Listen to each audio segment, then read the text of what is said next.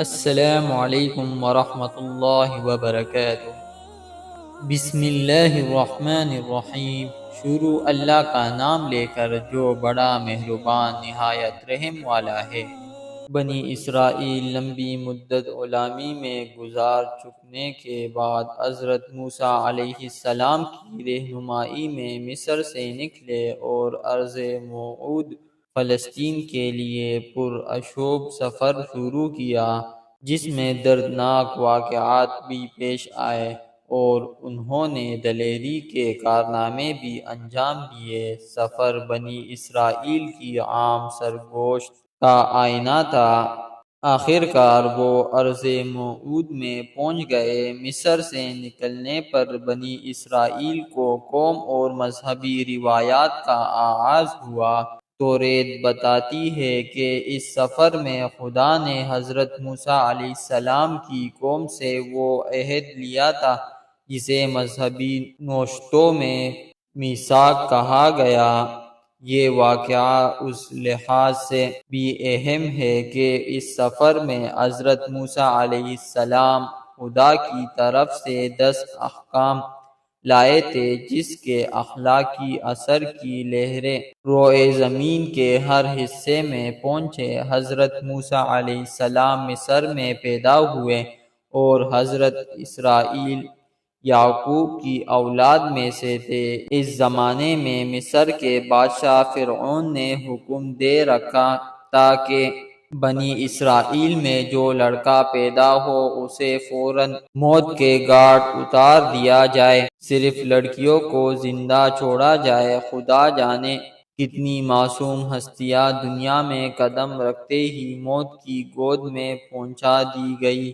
حضرت موسیٰ علیہ السلام اس لیے بچ گئے کہ پیدا ہوتے ہی انہیں سرکنڈوں کی ایک ٹوکری میں رکھ کر دریائے نیل میں بہا دیا گیا تھا۔ فرعون کی بیوی نے یہ ٹوکری دیکھی تو دریا سے نکلوائی اور بچے کو اپنے بیٹے کی طرح پالا۔ یوں قدرت نے حضرت موسیٰ علیہ السلام کے لیے شاہی دربار کی شان و شوکت میں پروان چڑھنے کا موقع پیدا کر دیا۔ حضرت موسیٰ علیہ السلام جوان ہوئے تو ایک دن آپ نے دیکھا کہ ایک مصری ایک اسرائیلی کو پیٹ رہا ہے۔ حضرت نے مصری کو ظلم سے روکنا چاہا لیکن وہ باز نہ آیا۔ اس پر آپ نے ایک گونسا رسید کیا اور وہ مصری وہیں گر کر مر گیا۔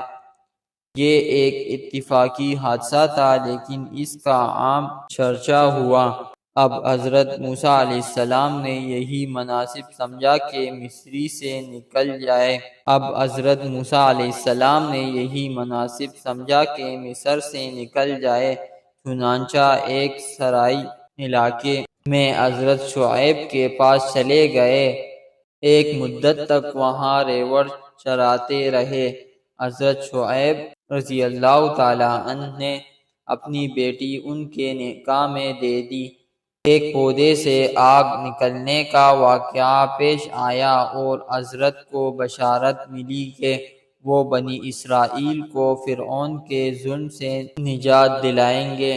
چنانچہ وہ اس مقصد کو پورا کرنے کی غرض سے مصر واپس چلے گئے۔ مصر میں پہنچ کر انہوں نے اپنی بھائی ہارون کی امداد سے بنی اسرائیل کو جمع کر لیا۔ انہیں غلامی کی زندگی سے نجات دلانے کی صرف ایک صورت تھی کہ مصر سے نکال کر ان کے اصل وطن یعنی فلسطین پہنچا دیا جاتا، لیکن فرعون نہ تو بنی اسرائیل کو ذلت کی زندگی سے نجات دینے کے لیے تیار تھا اور نہ انہیں مصر سے جانے کی اجازت دیتا تھا۔ جب خدا کے حکم سے ان پر یکے بعد دیگرے 10 وبائیں نازل ہوئی تو فرعون نے مجبور ہو کر اجازت دے دی۔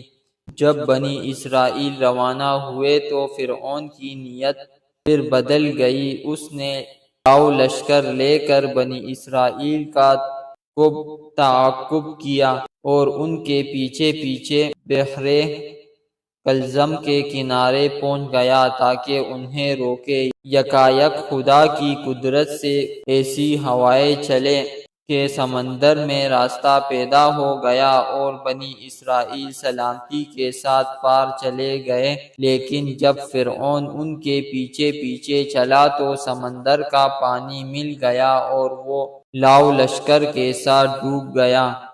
مصر سے باہر نکل آنے پر بھی بنی اسرائیل کی آزمائش کا دور ختم نہ ہوا، وہ ایک نسل تک صحرا میں سرگرداں پھرتے رہے۔ ان کے درمیان اختلافات بھی پیدا ہوئے، مگر خدا کے ساتھ جو عہد ہو چکا تھا اس کی پابندی اور حضرت موسیٰ علیہ السلام کے لائے ہوئے احکام کی پیروی نے بے خانمہ بنی اسرائیلیوں کا شیزہ بکھرنے نہ دیا۔ حضرت موسیٰ علیہ السلام نے دریائے اردن کے کنارے ایک پہاڑ پر وفات پائی۔ اس وقت تک بنی اسرائیل ارض موعود میں داخل نہ ہوئے تھے، لیکن حضرت موسیٰ علیہ السلام اس پر مطمئن تھے کہ ان کی قوم میں مصیبتوں اور آزمائشوں کو صبر سے برداشت کر لینے اور ایمان پر قائم و استوار رہنے کی صلاحیت پیدا ہو چکی ہے۔ انہیں خصوصیتوں کی قومی زندگی کے جوہر سمجھا جاتا ہے۔ انہیں خصوصیتوں کی قومی زندگی کے جوہر سمجھا جاتا ہے۔ چنانچہ بنی اسرائیل حضرت یوشع کی سرداری میں مشرق کی جانب سے فلسطین میں داخل ہوئے۔ دریائے اردن کو عبور کر کے انہوں نے یریخو کو فتح کیا جو فلسطین کا مشرقی قلعہ تھا۔ پھر پورا فلسطین ان کے قبضے میں آ گیا۔